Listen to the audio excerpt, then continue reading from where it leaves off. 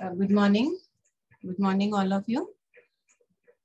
In this series of invertebrate characteristic, we will today discuss the characteristic of invertebrates that is continued of the last lecture.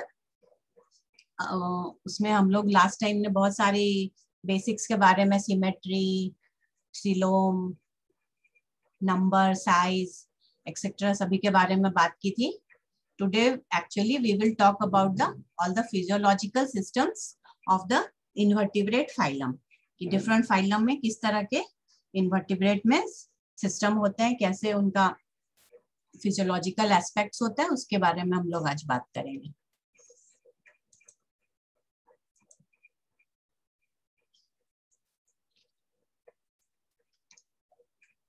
तो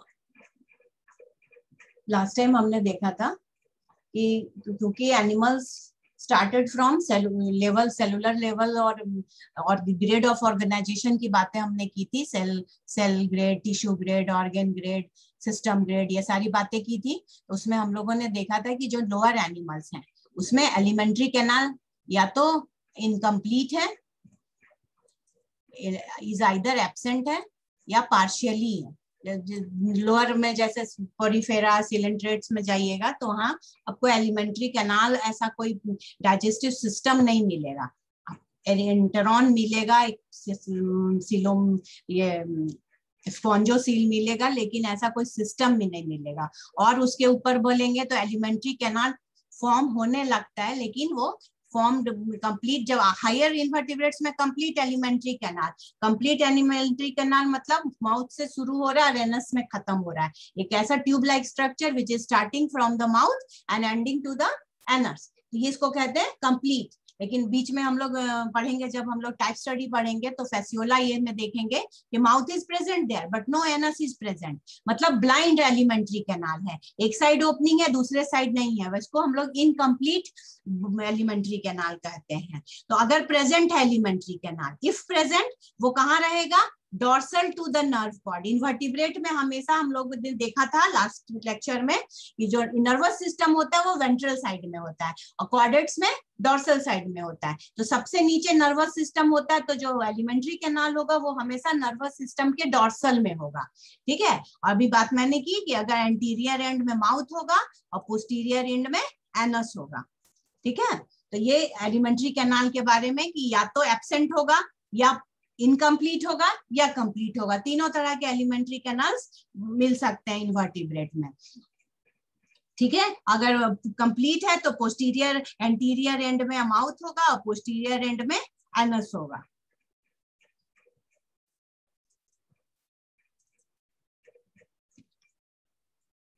अब digestion की बात हम लोग कहते हैं. अभी तो हमने एलिमेंट्री कैनाल की बात की थी. If we talk about digestion, तो digestion intra as well as extra cellular digestion. अब इंट्रा, एक बात और समझने की है कि difference between inter and intra.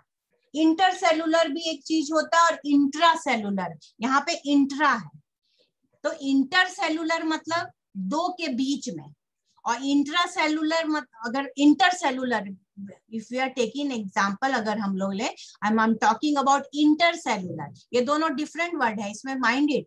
ये इंट्रा और इंटर दोनों अलग अलग वर्ड है. If it is intercellular मतलब दो सेल के बीच में, और if it is intracellular मतलब सेल के अंदर. ठीक है. तो यहाँ पे क्या है? Intra cellular as well as extra cellular. तो डाइजेशन या तो सेल के अंदर होगा या सेल के बाहर होगा.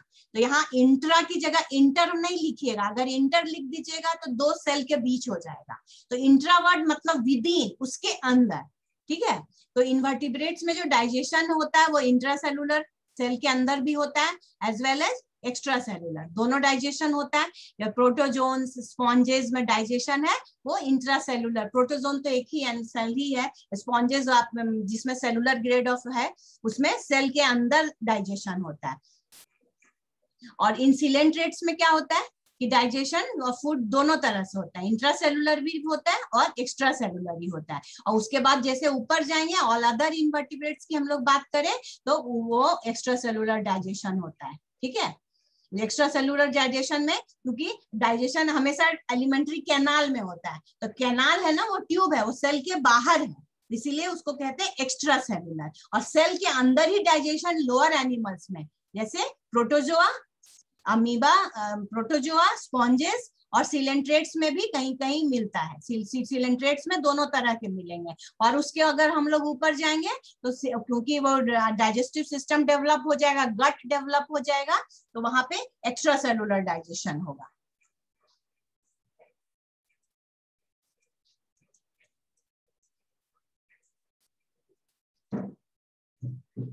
अगर हम अब सर्कुलेटरी सिस्टम की बात करेंगे, today we will talk about all the physiological systems.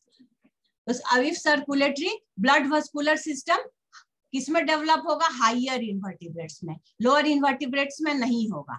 ठीक है, तो ब्लड वस्कुलर ओपन भी हो सकता है, क्लोज्ड हो सकता है, दो तरह के हो सकते हैं। अब जैसे कि सम आर्थ्रोपोड्स है, मोलस्क है, ओपन टाइप का सर्कुलर, मतलब कि जो हम लोग सिलोमिक कैविटी में बात की थी ना, सिलोमिक कैविटी, उसके अंदर ही ब्लड बहेगा।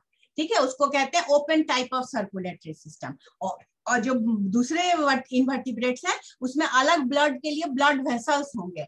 तो अगर ब्लड जो है एक ब्लड वेसल्स में फ्लो करेगा, then it is known as closed circulatory system. ठीक है, तो ये दो तरह के सर्कुलेटरी, लोअर एनिमल में भी देखा जाएगा तो ओपन सर्कुलेटरी सिस्टम, और थोड़ा हायर इन्वर्टिब्रेट्स में जाएंगे तो क्लोज सर्कुलेटरी सिस्टम आपको मिलेगा। अब एनिलिडा में जैसे कि दो एनिलिडा में you have to study leech and earthworm. ठीक है, अर्थवर्म दोनों एनिलिडन हायर में ही है, लेकिन वहां पे आपको लीच में ओपन सर्कुलेटरी सिस्टम, मतलब जिसको हम लोग हीमोसिलोमिक सिस्टम बोलते हैं।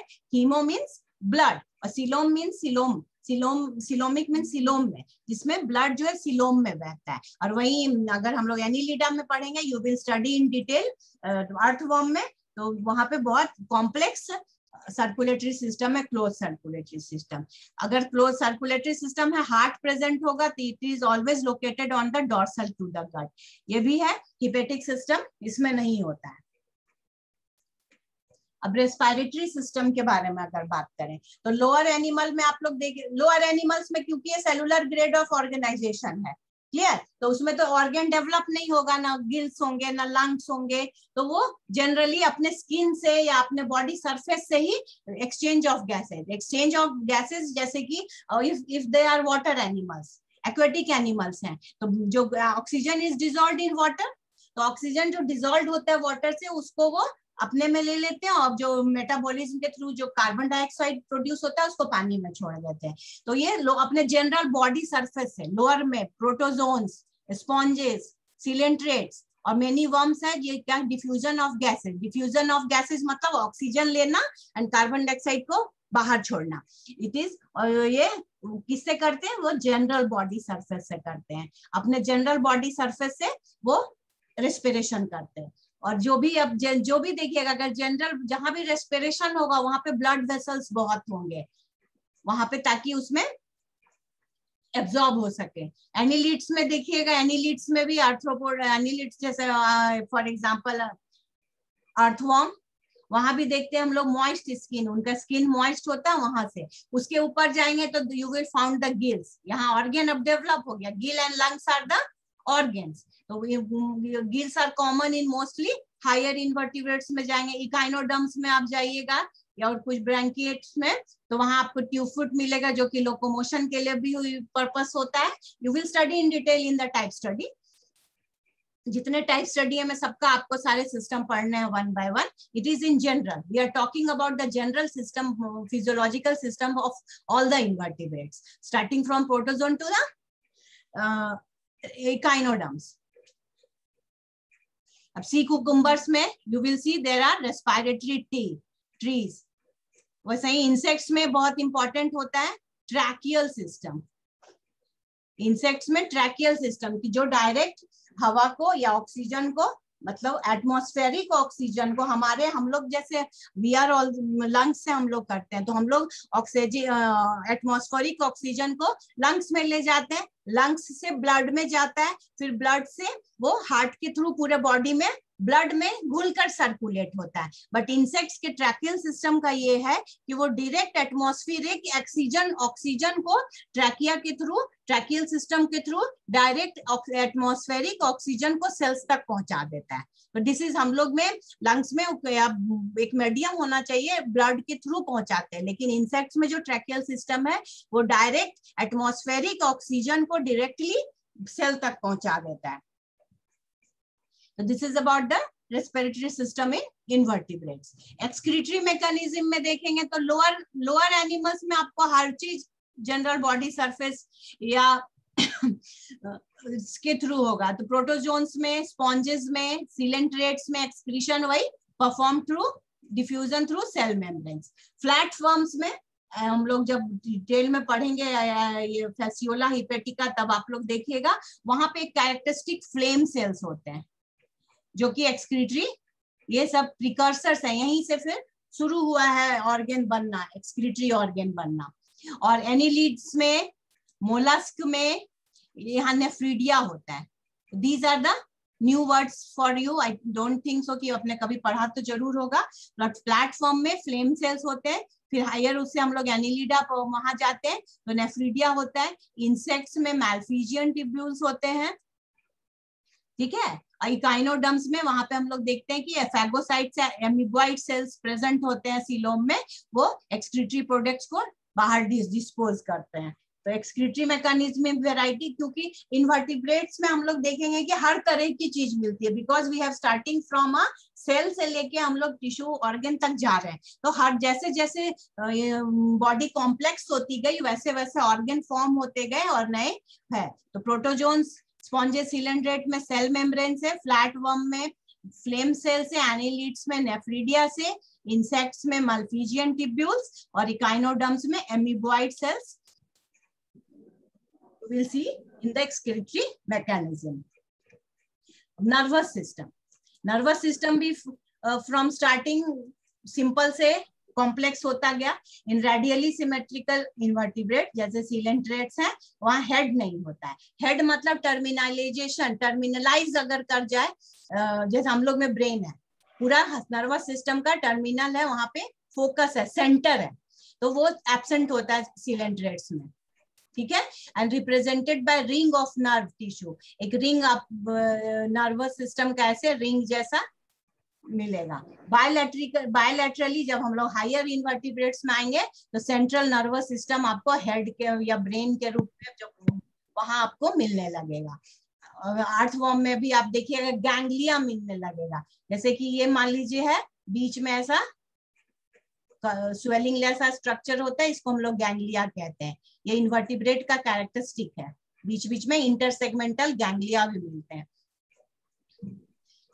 In higher invertebrates, the head ganglia forms the brain, और जो हेड में जो गैंग्लिया बनाता है वही जाके ब्रेन बना देता है, सेंट्रलाइज हो जाता है। और इन्वर्टिब्रेट का नर्वस सिस्टम किससे कैरेक्टराइज्ड होता है, अगर आपको बाद में जब पार्ट 2 में आप पढ़िएगा difference between invertebrate and vertebrate, तो ये जो इन्वर्टिब्रेट का जो नर्वस सिस्टम होता है वो सॉलिड होता है, और वर्टिब्रेट का नर्वस सिस्टम होता है वो हॉलो होता है, ठीक है, वो ट्यूब लाइक स्ट्रक्चर होता है। और ये पेयर्ड में होता है, हमेशा दो एक साथ पेयर में रहेगा, प्रेयर में। और वर्टिब्रेट्स का सिंगल होता है, और ये सॉलिड होता है, और वर्टिब्रेट में हॉलो होता है। तो दीज आर द डिफरेंस।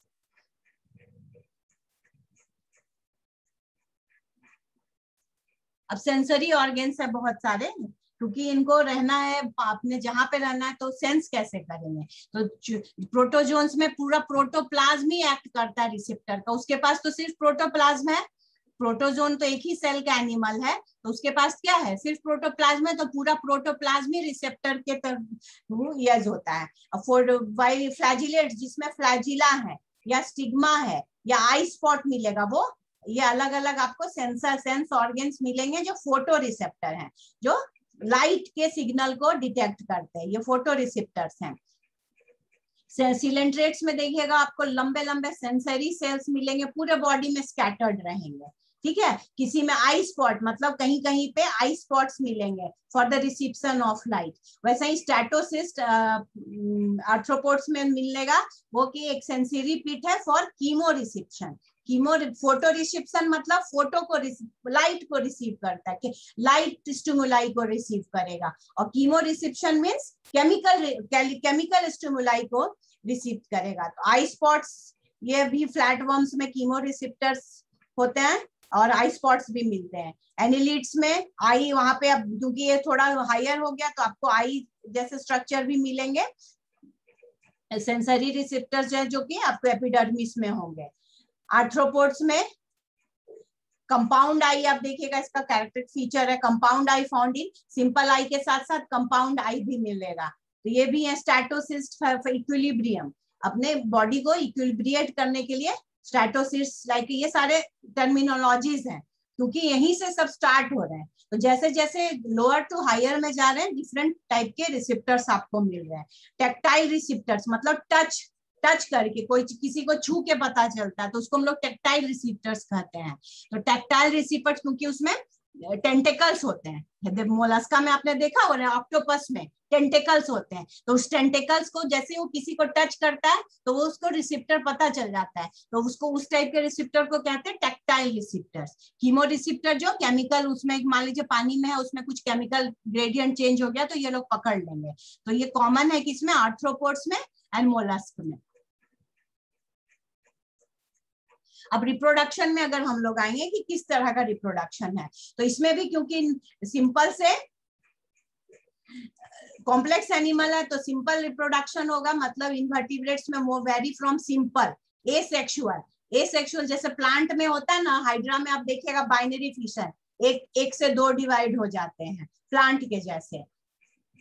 यहाँ से एकदम ये simple type of asexual reproduction से कॉम्प्लेक्स टाइप का सेक्सुअल रिप्रोडक्शन भी मिलेगा।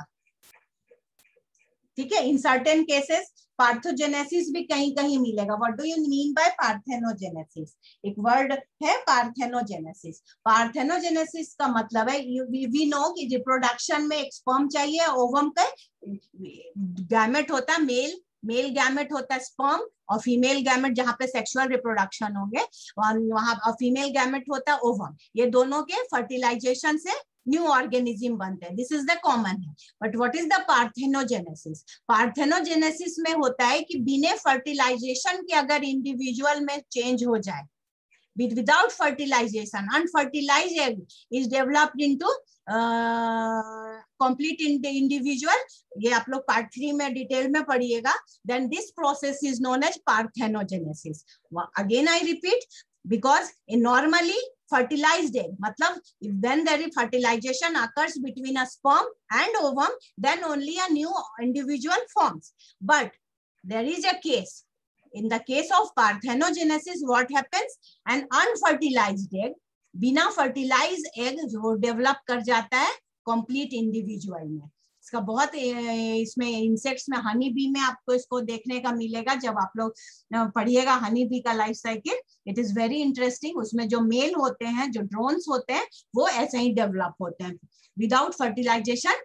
तो ये रोटीफर्स में, बीज में अभी मैंने बात की, हनी बीड्स में और कुछ अदर इंसेक्ट्स में भी, क्रस्टेशियंस में ये मिलता है। क्या मिलता है? Parthenogenesis. What is parthenogenesis? The development of an unfertilized egg when develops into a complete individual, it is known as parthenogenesis. तो यहाँ asexual भी मिल रहा है, asexual reproduction भी मिल रहा है, parthenogenesis भी मिल रहा है, और इन sexual reproduction भी मिल रहा है। Sexually reproducing involve hermaphrodites और bisexual, मतलब कि मेल और फीमेल अलग अलग होंगे। ये आपको लगभग सिलेंड्रेट्स में, प्लैटीहेल्मिन्स में, एनिलिड्स में, क्रस्टेशियंस में मिलता है। फर्टिलाइज इज ईदर एक्सटर्नल और इंटरनल। मान लो जैसे पानी में लोअर एनिमल्स होते हैं, वो अपने स्पर्म को पानी में छोड़ देते हैं और ओवम को भी पानी में छोड़ देते हैं, और पानी बाहर जाके, मतलब बॉडी के बाहर जाके अगर फर्टिलाइजेशन होता है तो उसको we are, it is known as external fertilization. If fertilization occurs outside the body, it is known as external fertilization, and if it's occur inside the body, it is known as internal fertilization.